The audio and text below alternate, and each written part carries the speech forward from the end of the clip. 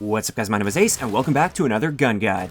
This is the series where I go into great detail with all the stats of every weapon as well as their variants in Infinite Warfare. In today's episode, we're going to be covering the Volk. Let's get into it.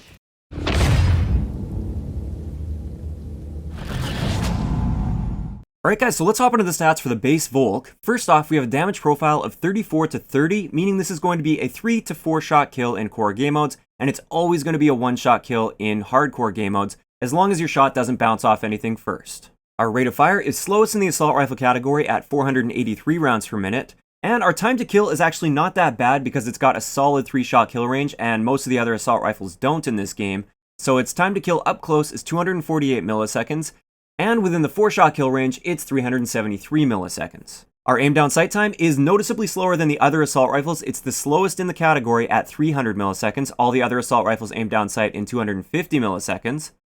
And our sprint out time is 150 milliseconds. But for those of you guys that have been looking at the stat chart and everything, you'll be like, no, you're wrong. It says 350 milliseconds for sprint out time. Based on all of my hand testing, this simply isn't true. And I'll show you guys a side-by-side right here. The Volk is on the left, NV4 is on the right. I started the timer as soon as the sprint out animation began, and as you can see here, they both get their shot off at the exact same time. So the stat chart, which I will link in the description below like I do with every episode, it's still a very rough stat chart, and this is one of the values that simply doesn't hold true in game. Our reload add time is 1.72 seconds, which is like average to a bit on the slower end for the assault rifle category. It's right in line with like the Type 2 as well as the R3K. Our movement speed is standard for assault rifles at 94%. Magazine capacity is only 28 rounds, and our total starting ammo, including the magazine that you spawn with in your gun, is going to be 84 rounds. Getting into the ranges, as you can see here, our 3-shot kill range is actually very impressive at 41 meters. This is the same range where the NV4 drops off from a 4-shot to a 5-shot kill. And this is where the Volk really shines. It's got that excellent 3-shot kill potential. As long as you're staying within this range, it's going to take you one less shot to kill compared to all of the other full auto assault rifles, which is excellent. As for the suppressor and particle amp, you can see the ranges there. I wouldn't necessarily recommend the suppressor on the Volk, simply because that's where its power comes from. It comes from that really good 3-shot kill range, and I personally don't like reducing that at all. But for particle amp, it does extend that 3-shot kill range a little bit, and it might be a good option depending on your playstyle. Just to note, if you want to combine a suppressor as well as a particle amp, you'll get a net 10% reduction to your range, which is barely noticeable. Getting into headshots, we have a standard headshot multiplier for assault rifles at 1.1, and this takes our headshot damage profile to a 37-34. This means that within the 3-shot kill potential, it's still going to take 3 shots to the head to kill, so headshots really don't do anything. And within the 4-shot kill range, if you can manage to land 3 headshots in a row, you'll get a kill, but this really isn't that practical. As for the Faraday slug attachment, this gives you a 1.35 times multiplier to the head, which takes our headshot damage profile to a 45-40. What this means is it's still going to take 3 shots to kill, even 3 headshots to kill, within the normal 3-shot kill range. So it does absolutely nothing for you from 0 to 41 meters. Beyond 41 meters, it will now kill in 3 shots, assuming you just hit 1 headshot. But overall, most of your gunfights, especially with the recoil properties, which we'll look at in a little bit, most of your gunfights with the Volk are going to be well within that 41 meter range, and therefore Faraday slug is typically a terrible choice on this gun unless you're playing tactical TDM. If you are playing tactical TDM, I believe it's a 1-shot headshot to get a kill. Getting into our hipfire pattern, the Volk has a pretty terrible hipfire spread compared to the other assault rifles in the game. A lot of people have been telling me that the M1 is technically classified as a sniper in this game. I'm not too sure. I'm grouping it with the assault rifles here. But as you can see here, the Volk is significantly worse than the other assault rifles in the game, like the Rec, the NV4, Type 2, OSA, and the K-Bar. For the idle sway on the Volk, this is one of the better assault rifles in this category, because when you first aim down sight, you get a couple seconds of completely steady aim before it starts kicking in. So finally, let's have a look at the recoil of the Volk, and this is what really holds the Volk back. Its recoil is hard to predict. It doesn't kick up a ton like some of the other guns in the game, but it bounces all over the place side to side, and it's very unpredictable, and therefore you can't really control it too well. If a gun were to kick really hard but like pretty much straight vertically, it's easy to predict and control that. You aim a little bit lower and pull down on the analog stick. With the Volk, you never know if it's going to kick left, if it's going to kick right. You don't know what it's going to do, which makes it very difficult to use at the longer ranges. So overall, my thoughts on the base Volk, I would say it's a very solid mid-ranged assault rifle. Once you start getting to the longer ranges, that recoil becomes too unpredictable and it's too hard to hit your shots consistently. And up close, you are going to be statistically beat out by OSAs and Type 2s because their time to kill is simply too fast for the Volk to handle. So now that we've covered the stats for the base Volk, let's start getting into the variants. And first up, we have a common variant called the Deadeye. This one gives you Sharpshooter, which increases your damage range and will stack with Particle Amp. This just gives you a 5% increase to your range, which isn't that great, but it is better than the base Volk. Getting into our first rare, we have the Vexed. This one is actually relatively new, and this one gives you On Point as well as Creeper. Now, On Point will speed up your aim down sight time, but it reduces your hipfire accuracy. As for Creeper, this one allows you to move faster while you're crouched. So I did some testing on this, and with On Point, our aim down sight time gets reduced to 250 milliseconds, so it now becomes in line with all of the other assault rifles in the game, and keep in mind, this does stack with Quick Draw. As for the hip spread, I don't have any hard numbers on this, but based on my hand testing, it appears our hip spread is increased by 25 to 30%. And then for Creeper, this increases our crouch movement speed by approximately 25% based on my hand testing. So the Vexed, I actually like quite a bit just because of that On Point perk. I don't usually crouch walk around, and I also don't usually hip fire, but just aiming down sight at the same speed as other assault rifles, I feel is a pretty big advantage to have with the Volk, because it is quite noticeable in-game when you have that slower aim down sight time, even when you have Quick Draw equipped. Getting into our next rare variant of the Volk, we have the Greed. This one gives you Jackpot, and with Jackpot, kills will grant an additional 10% to your score. Keep in mind, this is not XP, this is score towards score streaks. And in addition to this, we also get Stability, which reduces our recoil and will stack with Foregrip, and this recoil reduction is a total of 3%. Let's have a look at my 10-round recoil test with the base Volk versus the Greed and Grip. And this really goes to show just how inconsistent the recoil is with the Volk. Technically, the Greed should be more accurate, but you can see that one test that I had there, it was kind of all over the place still. Now, what I suspect is going on here is there's a lot of gun kick with the Volk, not view kick.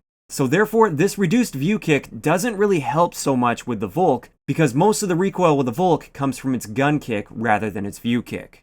Now, keep in mind, I don't have the hard numbers on the recoil values, so therefore I can't say this with absolute certainty, but it is a theory that I have and it seems to be the case. Keep in mind though, this reduction to your view kick technically is going to be helping you on average with your recoil. Moving on to the legendary variant of the Volk, we have the Aftermath. This one gives you Hitman as well as Stockpile. And with Hitman, killing all enemy players will grant a large bonus to your payload meter. And I did a bunch of testing on this because I've had lots of questions about this weapon perk, and I wanted to make sure I answered absolutely everything, so here's how it works. The first thing to know is you have to kill every one of the enemy players. And there has to be a minimum of 3 enemy players on the other team or else this doesn't work. So if you spawn into a lobby and there's only 2 enemy players, you can kill those 2 players over and over and over again and you'll never get this Hitman bonus. There needs to be at least 3 of them. Now also keep in mind you have to kill each one of them. You can't kill one of them 3 times and then expect that it'll work. You have to kill every single one of those players for it to count. Also, one nice thing about this is it does not have to be in one single life. That's a common misconception with this weapon perk. As long as you kill every single person on the enemy team, you will get this bonus. Now, just how much of a bonus is this? It's very significant, and it depends on how many enemy players are in the game at the time. I did the math on this, and if there's 3 enemy players in the game and you kill all 3 of them, you get an 85-second reduction off of your charge time, and keep in mind, this reduction is just from the Hitman bonus itself. It's not from the score that you get with the kills. So you get 85 seconds off your charge time if there's 3 enemies in the game, 100 seconds off if there's 4 enemies in the game, 125 seconds if there's 5 enemies in the game, and finally 165 seconds off of your payload charge time if there's 6 enemies in the game and you kill all of them.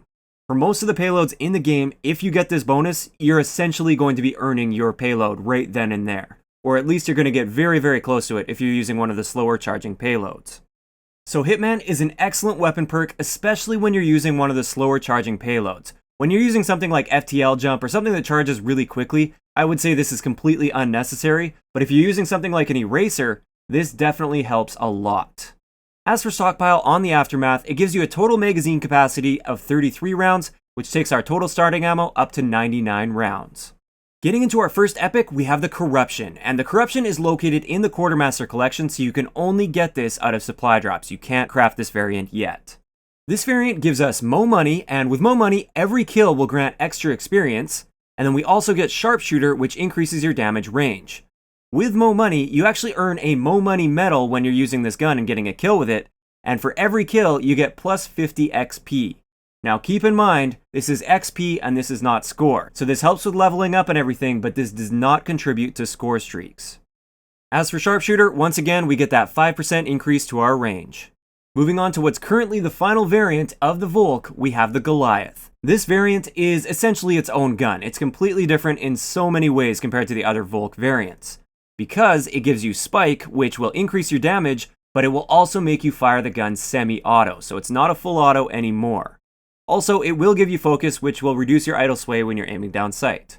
So looking at the stats on this, our damage profile goes from a 34-30 now to a 56-46.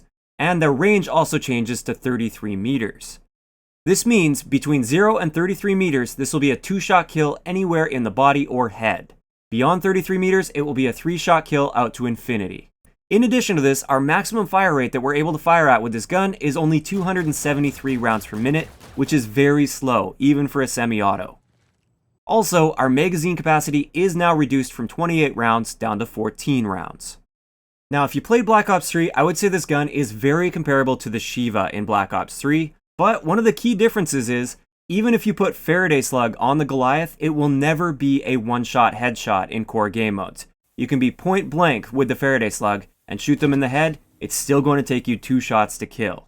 Aside from that though, it's a pretty consistent gun, and it offers a completely unique experience because we don't really have any other guns in the game like it. And this is why I really do like the Goliath. Mainly because it offers a new experience in-game. Now I should also point out that focus helps a lot with this gun. Your idle sway is reduced by 50%, which is extremely noticeable in-game. So there we have it. That's going to wrap it up for the Volk as well as all of its variants. As for what my favorite variant is, I actually really like the Volk Greed, mainly because of that view kick reduction, but it also helps for going on score streaks. And I also really like the Goliath, but that's mainly just because it offers that unique experience. I don't have the Goliath yet, but I am planning on spending some salvage on it eventually. Also, I would say that the Vexed is a pretty solid choice as well, just because you aim down sight that little bit faster. And if you're the type of person to use the slower charging payloads, I would say the Aftermath is also an excellent choice.